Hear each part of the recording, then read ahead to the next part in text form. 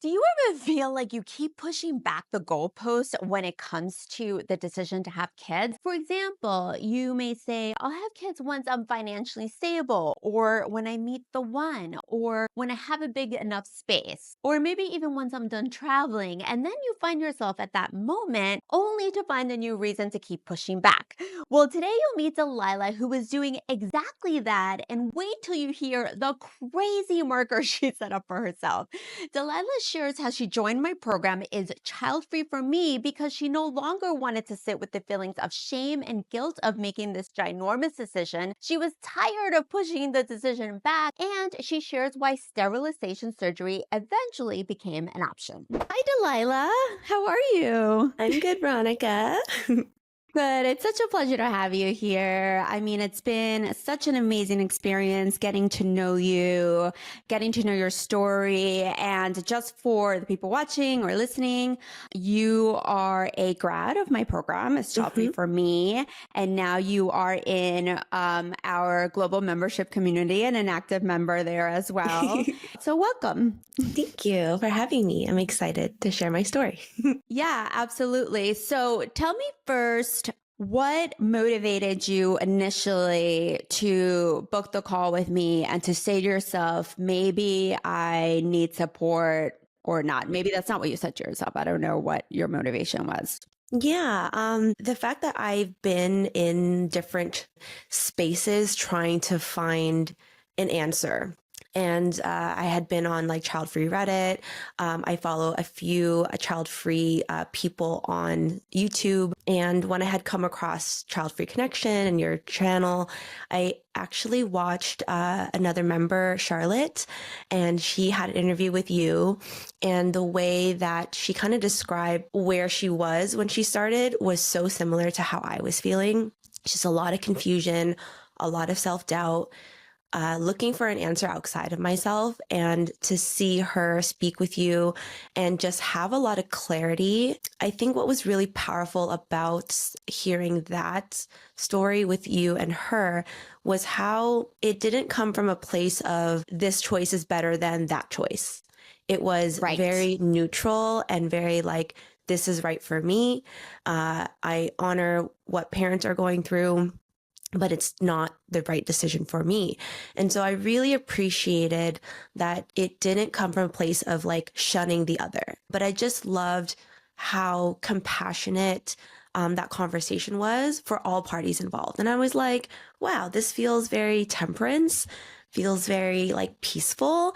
So I got more curious, and then It's so funny, Delilah, because I had no idea. I had no idea that that's why that's what motivated you to book the call. Because I don't think that we talked about it when we had the first chat, but that is so meaningful to me. That is like just the connection that we all have, right? Like as soon as someone's telling their story of like what's in their heart and their mind and what's been ruminating in there, you just feel almost immediately validated, right? Like I'm not the only one going through this, right? Like just to hear these stories alone. Thank you for sharing that because I didn't know that. So that's awesome. I'm so happy. Yeah.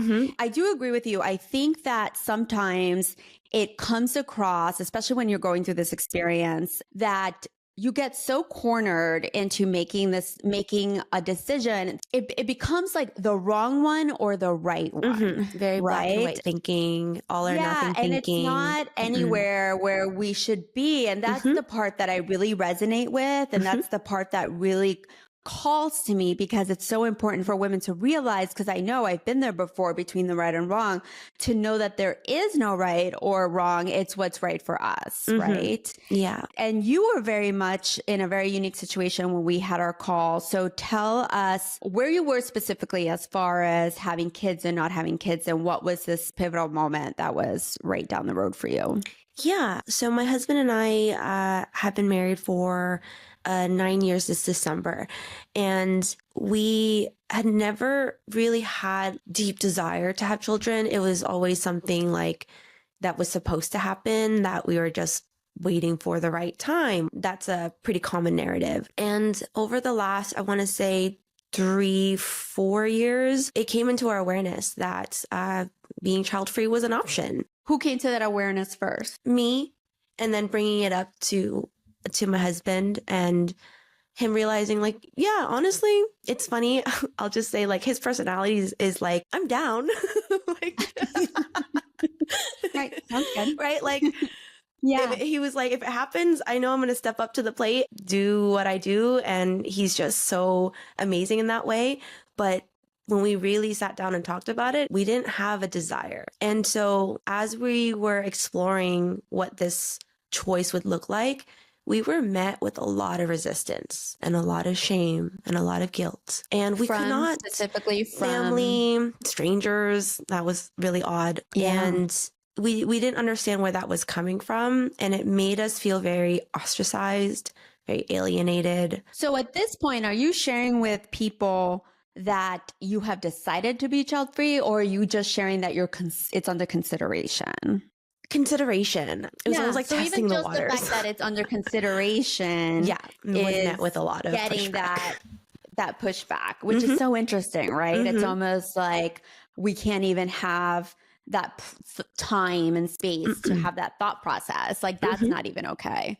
Right. Okay. Yeah. Interesting. A distinct memory was when COVID started, dying down a little bit and we could start seeing family. My husband and I hosted we call it shell shock. It's like the boiling crab experience. So we hosted like a bunch of family over, like laid out the newspaper all over the table and just, had a little feast. Then, it came up like, oh, like when are you guys going to have kids? You guys have this house. And I was like, we might not want children. And then came a split second that I could have this sentence, and then it became, oh, I thought that way when I was your age, and like it was just like I'm just like, what just happened? Like darts.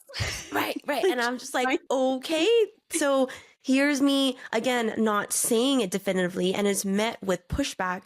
So that only made me more scared to solidify the decision. And luckily I do have one, I want to say cousin-in-law. He was like, yeah, like, what is your stance on it? I was like, I don't know. Everybody wants us to have kids. And then he goes, but what do you want?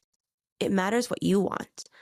And so I'm really thankful for this family member for saying that, because again, within all the darts, I get like one like lifeline, right? So yes. I mean, that is so, people just don't even know how much that means to be asked that question. What do you want? It's so powerful, especially during that time when you're just trying to figure out the biggest decision in your life. And it's interesting that you say about the house thing, because I get that so much from members of the community. Like just the second they get a house, it's even more like, why would you want a house if you're not going to have children? As if we don't need shelter. I'm like, it's just so strange. What are you going to do with that? Right? Like, what are you going to do with the house? And it's funny because we actually did a reel on this one time. And I was crying, like laughing, but people were like, I have like a room where my cats hang out, like I have a sewing room. We have a breathing and meditation room. Like, I'm in a yoga room right now. So much.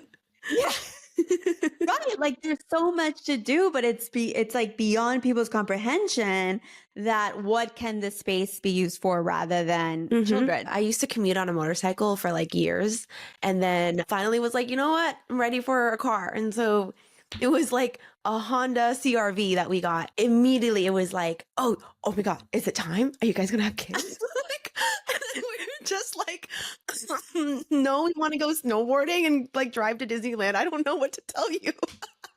I know what you mean. Okay, so now you're in a space where you and your husband have presented the idea that maybe this is something that we're not going to do. Besides that one family member, your family is at this point thinking they don't know what they're talking about, they're too young or whatever. So what happened after that? Like what started happening with you, with your relationship? Like how are we going to handle this? I did have a roommate when we had bought the house.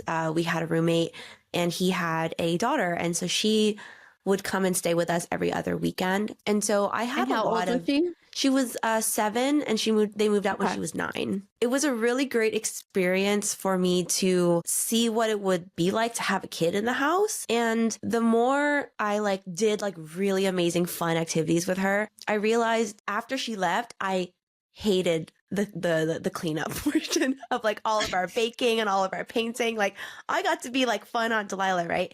And then afterwards I'm like, oh my God, there's so much cleanup to do. And so we had like experiences like that where like there's something about the peace and quiet after the storm that we really prefer. It was almost like this guilt that we felt about saying that out loud. Yeah, of course. And owning that. So again, I'm, in these different communities, I'm listening to different things, and I'm in a way trying to understand my decision. Like no one was reflecting back that it was okay.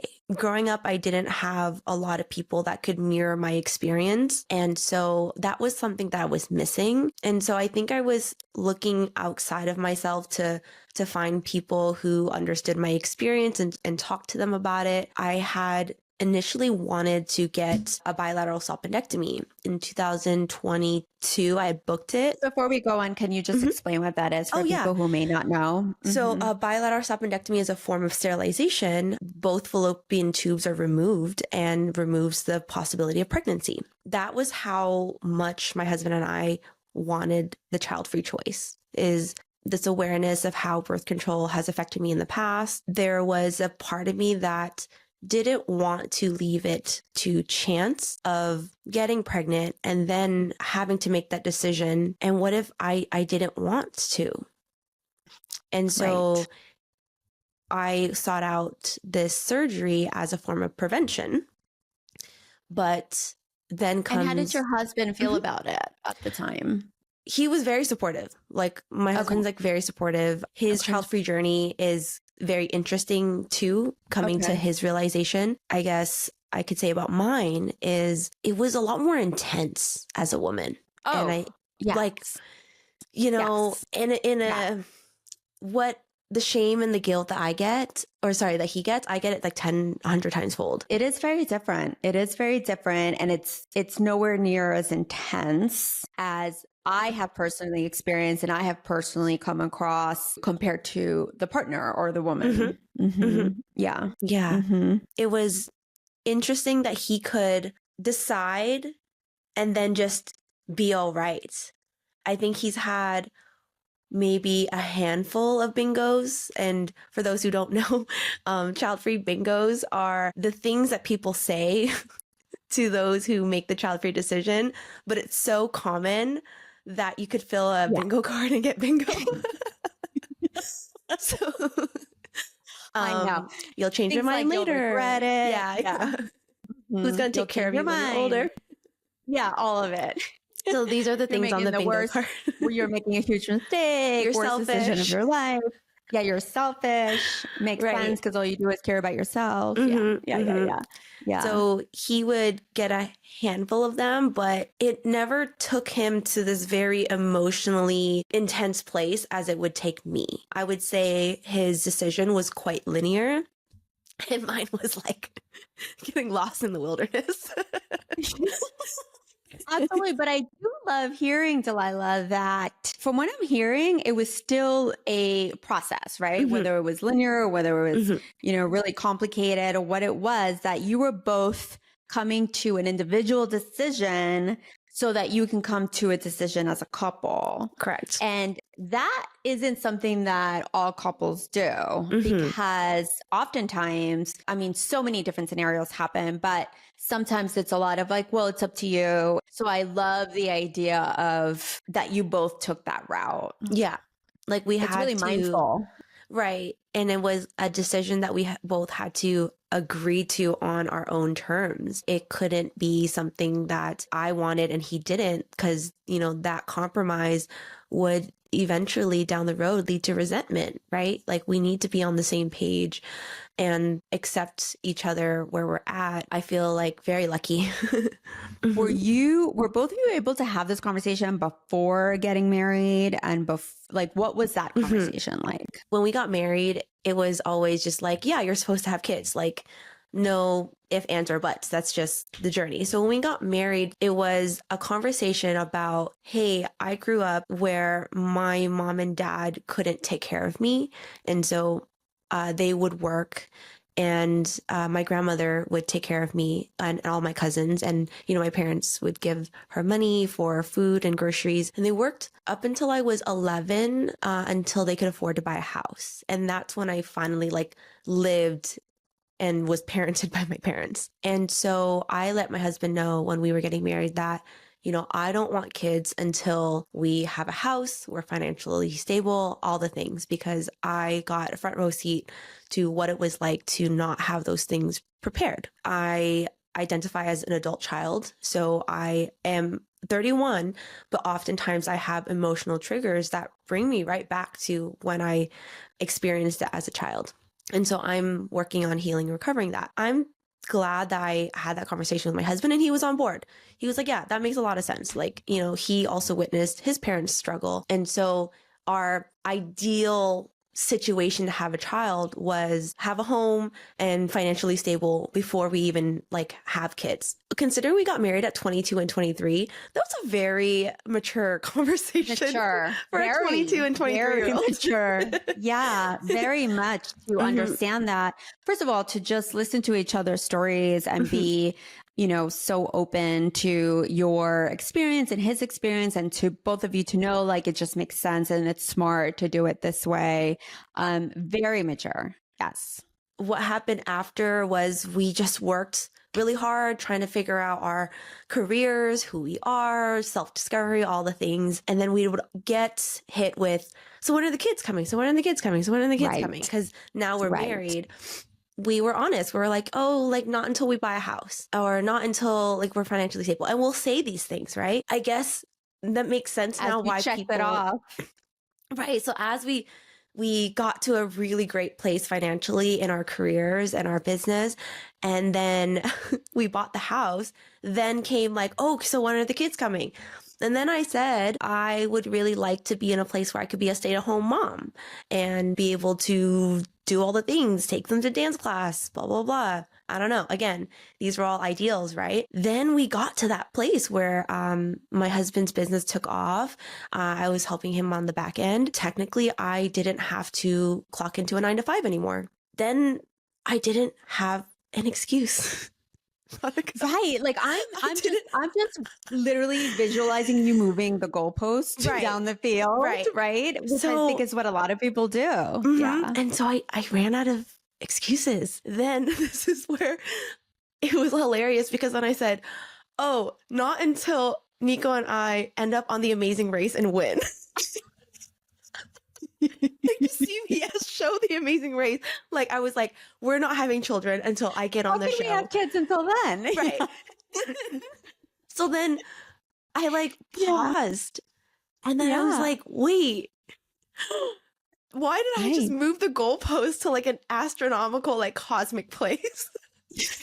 And it made me stop and say The Amazing Race. It made me laugh the first time I heard it, because I'm like, that is unique and special, and also very abstract, right? There's no longer a practical, tangible goalpost. It was because it's first of all, you have to be casted. When is the casting? Are you going to be chosen for it? It's it could be tomorrow. It could be 10 years from now. Right. We don't know, but leave us alone, because until we're on that show, this is not happening. Right. And I would tell people this. I was like, not until we get on The Amazing Race. And I think it's funny because The Amazing Race kind of encompasses our love for travel. So it's almost like this idea that we got to go to all these countries and then have children. And also what was hilarious is I'm Canadian, so I have a Canadian passport. So theoretically, I can't even apply for The Amazing Race in the US.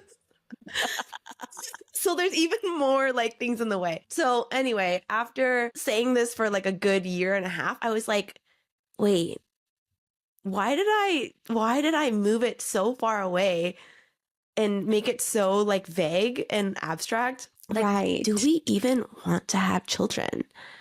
Because everything we set out to do in order to have children, we met those expectations. And yet it was flat is the best way for me to describe it. Yeah, I understand what you mean. Yeah. For sure. As far as let me do all these things that seem amazing first. Yeah. And also the fact that I hit that point where I said, crap, I ran out of excuses for why we don't have children. Like that should have been a huge sign, like a huge, like, do you even want this? Because I'm coming up with reasons for people to get off my back. And I think like part of why I like joined your program was I was like, I need to stop running away from this decision and stop running away from the deep truth that like exists inside of me. It's almost like I am acting in this like very polite way to like not hurt anyone's feelings. Right. Exactly. Because if you were to speak your truth at that time, then you know already what the repercussions are going to be. You know exactly which friend, which member of the family, how they're going to react and what they're going to say. So it's really our way of protecting ourselves, right? We're also protecting ourselves from anything that can come from really making this big announcement of like, this is definite. So tell me what you thought about the idea of entering something where you can dive into this exploration phase and then also meet strangers who are, you know, dealing with the roller coaster and the journey as well. Tell me what that experience was like for you, because I know that it can feel a little bit strange. Like, I'm not sure what I'm getting myself into here. My husband and I are from our childhood stuff, are doing a lot of healing, therapy, different modalities. And part of our journey is reparenting ourselves. And so there's a sheet that's like about feelings, needs. And it says universal human needs. And under intimacy, there's sharing, connection, companionship, support, and cooperation. And I didn't realize that with this decision, those were the things that I needed. I needed a safe place to kind of unpack these very against the grain thoughts that I was having. I needed a space where I can share my experience and feelings and not be invalidated, not be bingoed. Part of my journey has been to learn how to trust myself. And that's really hard to do when anytime I like say two sentences, it's like, no, you're wrong. That might not be what they're saying, but that's the message I'm receiving. Choosing to do the program was just like, you know what? I need support. And that's the one thing that I haven't gotten on my own. And I think with my husband, like I'll, you know, share what I'm feeling, but it's very difficult for him to understand as a man. It is. And it also becomes as loving and as supportive as a partner can be. Almost feels like you're burdening them a little bit. Like it's almost like they know, they've heard it, but like you need to like talk about it more. Right. And it's almost like, you know, you'll start to be like, they're thinking like, how much more does this need do we need to dive into this? How do you think you came to the idea that support would be helpful in this? Because I think that a lot of women that are in the shoes that we were in just really think I'm just going to have to figure this out at some point. But that point doesn't necessarily happen the way that you imagine it's going to happen, right? Like you're just going to figure it out one day. It's all going to come together or it's going to go away. I think a lot of people also think like this will just go away and I'll have some clarity around something. But the idea of saying to yourself like, hey, I need support. I need support. Like, what point is that, do you think? For me, it was realizing that the antidote to shame is sharing. And I was feeling a lot of shame within myself about this decision because society is telling me that something is inherently wrong with me. A part of me knew that that wasn't true because there are people who have done amazing things and have beautiful, meaningful lives who didn't have children. So that's confusing. And I have a history of addiction. So I'm in 12-step recovery, and being in community is what is healing for me.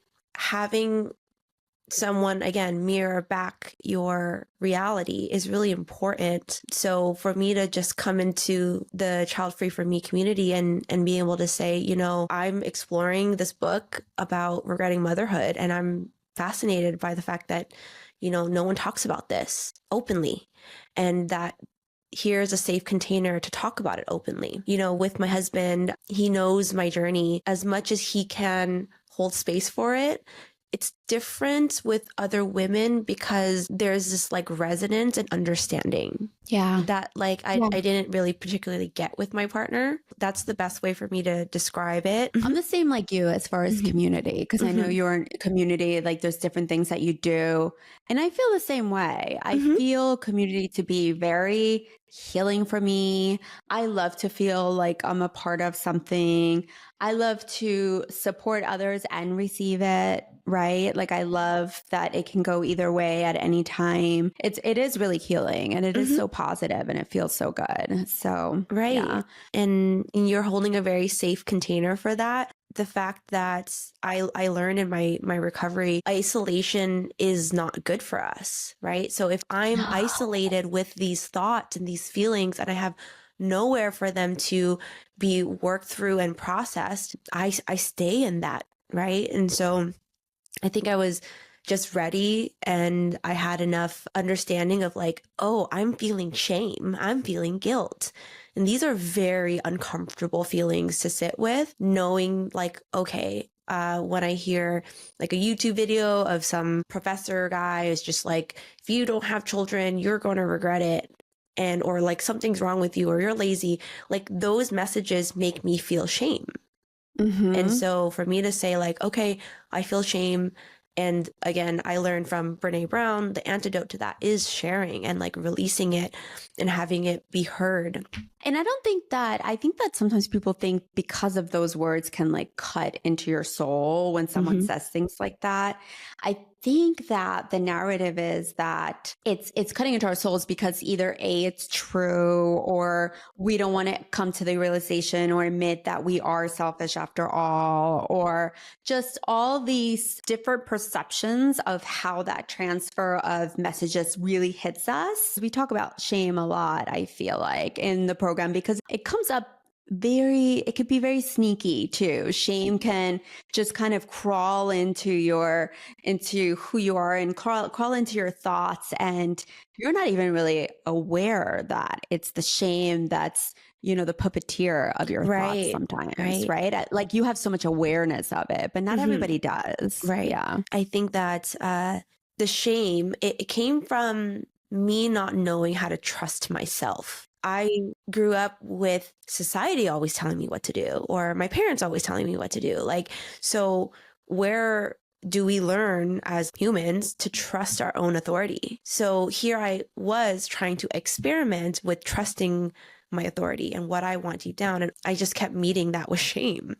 And so I could do two things: give into that shame and have a child, even though I didn't want one, or I could find healing in a space where I could trust myself. Yeah, I mean, it's so huge. I mean, I love that you had those two choices. What I see a lot with women your age is that they also feel like, well, I'm young and this is either going to magically go away, or it's going to, one day it's just going to all come together in my head and I'm going to figure this all out.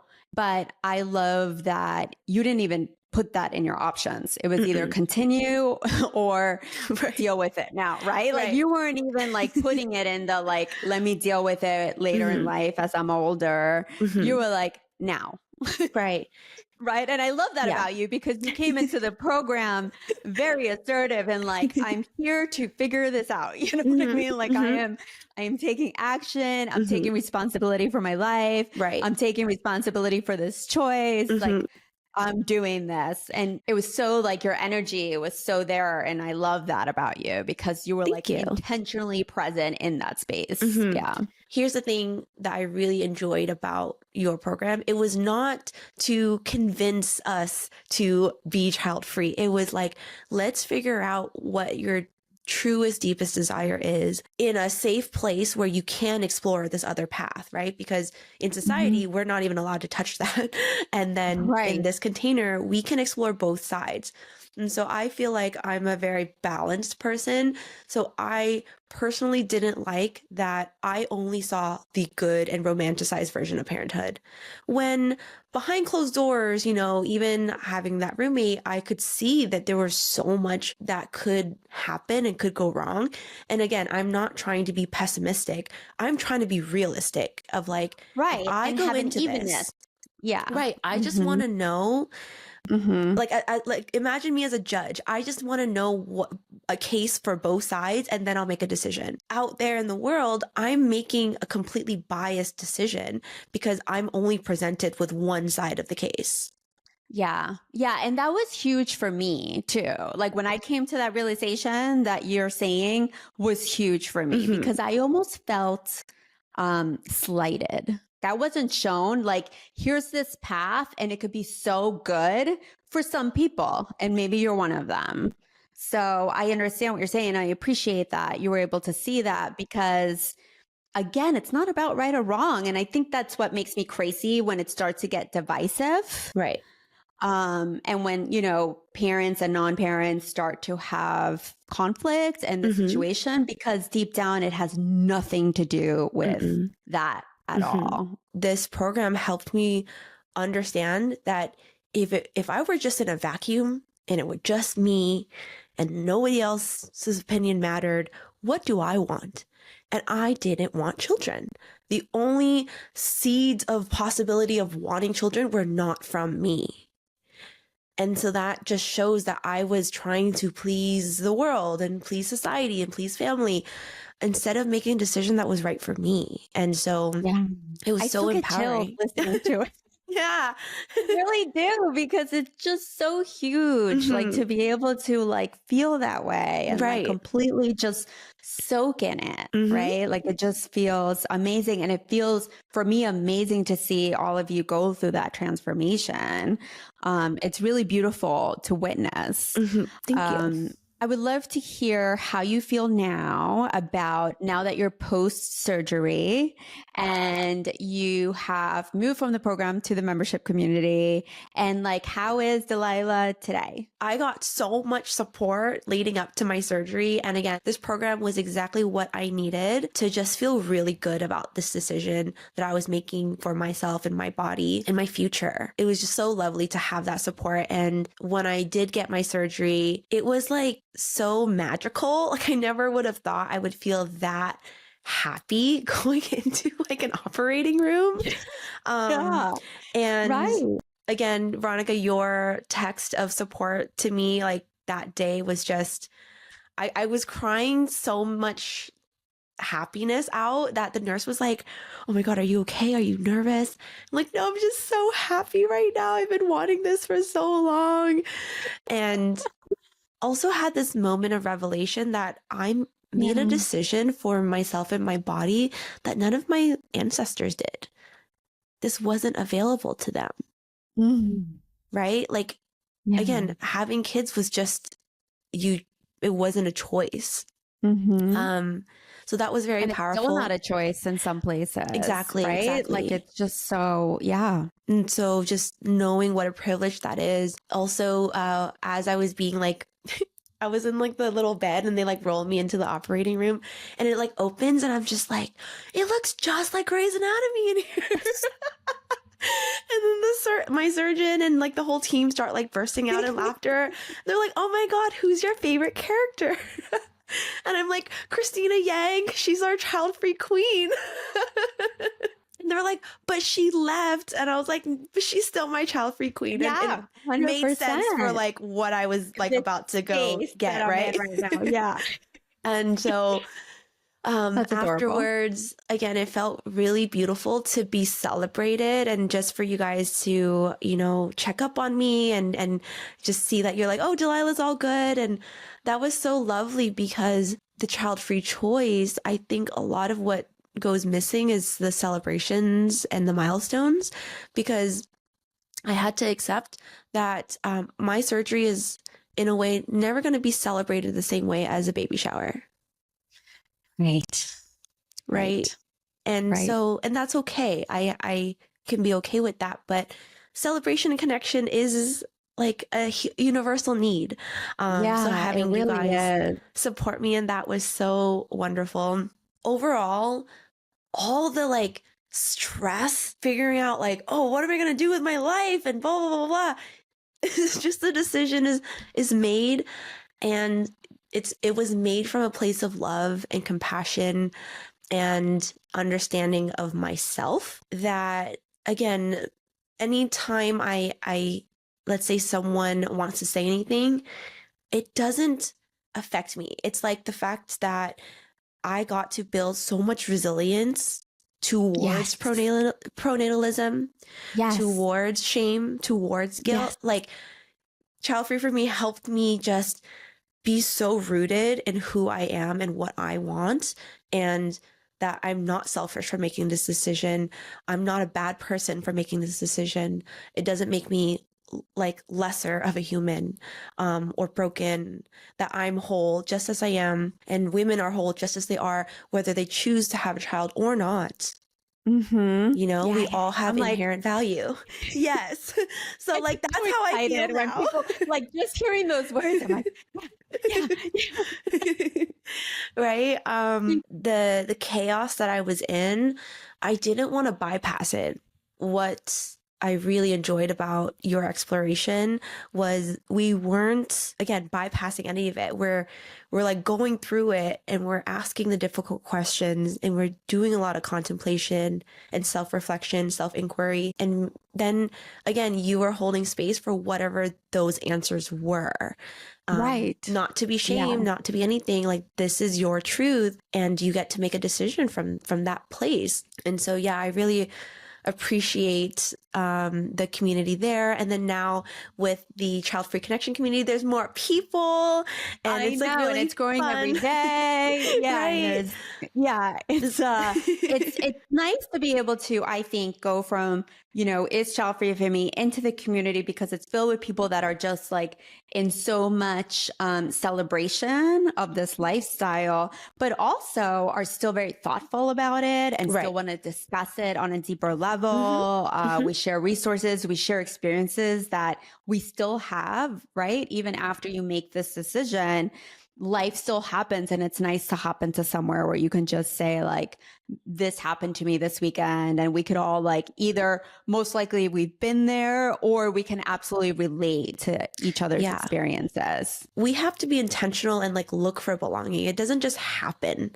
If you're feeling you are yearning for connection, it's in your control to go and find it. I'm just really proud of myself for like saying like, this is what I need, because again, 2.5, 3 years just being in isolation with this decision, with just me and my husband, wasn't giving me what I needed to like overcome the shame. Yeah. I mean, that's amazing to hear. And I think it's such a good point to make about just like taking that action that you just said. And also sometimes I think that people, because we have quite a few introverts in the global child-free community. And I think that people also assume like, well, I'm not an extrovert, so this isn't for me. But I think it's always worth trying, right? Especially if you're feeling isolated, or if you're feeling, like you said, not belonging in any way, because it's not where you're stepping into something where, sure, you can hop on a stage and talk to everybody and tell everybody your story, but you don't have to do that. Yeah. And I'm the type of person that, as much as I can go and be like outgoing and bubbly and everything outside, I do need a lot of time to retreat to myself. And with the program, like I meet with people first, like in order to give them an invite into the program. And people always like, you're crazy. You should just like, you'd have like 300 people at once if you just let everybody in. And I'm like, but then it wouldn't be the same. Yeah. It wouldn't be the same at all. Yeah. Like people have to feel like the right people are here to go through this together. Like that is so important, right? Because if a different energy comes in, completely different perspective, or just something that's going to rattle the energy of the space, it's just not the same. Yeah. So I appreciate that. You sharing that. For me, and I know you teach yoga as well, it's like what we practice on the mat is not just that, it's what we take off the mat. And so what I've learned in the program, I'm taking into the outside world. And so since my surgery, I've been working on, also gauging like who's a safe person to talk to about it. And the more people I've told about my surgery and the more confident I've been in it, the amount of stories I get back from mothers who are like, wow, me being open about what was behind my decision opens up this really beautiful space for other people to start telling me their stories. Yeah, absolutely. And I hear that from a lot of people in the program saying that the fact that they're so honest and really talk about it, that they're having that similar experience. Yeah. And that's the hope, right? Like that was my hope of like, we can just like spread and spread and spread and spread. So young women will eventually know that there is a choice and here are the choices and there's not a right and wrong, and everything that we learn together can just hopefully spread to the rest of the world. So yeah, we're on a mission. We're on a mission. Do that. All of us, I find us all to be equally like, invested and into having that, make that a reality. Yeah. And I think, again, we go into this and come out of it with a lot of understanding and compassion. And so it's not child free versus parents. It's if I can hold space for you as a parent to tell me why you want to have children, I am worthy and deserving of you holding space for me to express why I don't want children. Like, there needs to be that equal compassion. And so for me, I want to like model that in the world and just be like, okay, you can have your decision and you can have your opinions and your choices. And I will honor that. And all I ask in return is that you honor that for me too. Yeah, well, you're doing it. You're doing it. Thank you. Thank you so much, Delilah. This was we can talk for hours and hours. And it happens whenever we meet with the girls too, right? We just I'm like, we could sit here for 4 hours easily and just keep talking to one another and sharing. Thanks, Delilah. Thanks, Veronica. And again, one day you guys might see me on The Amazing Race and it'll just be a hilarious thing for us to talk about. We'll see you then. Yay. Thank you.